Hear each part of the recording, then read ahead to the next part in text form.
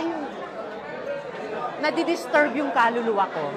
Nakakadismaya talaga na may lumabas talagang ganong desisyon na hinahadlangan yung pagganap ng Senado ng tungkulin na solo sa amin inaatas ng konstitusyon, solo sa Senado, ay hahadlangan ng Korte Suprema, pinakamataas na korte sa ibang pantay, no?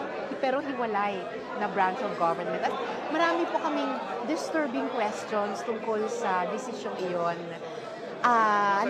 Halimbawa, kumpara sa sinabi na dati ng Korte Suprema, bakit nila sasabihin na labag yung one-year bar rule? Samantalang sa pagkaalam at intindi namin, iisa lang namang complaint ang inaksyonan ng House at tinransmit sa amin sa Senado para upuan yan na impeachment trial court.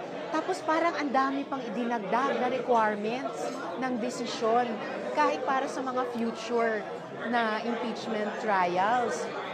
So, in the end, we are left with yung shock na parang may na-undermine na batayang prinsipyo ng accountability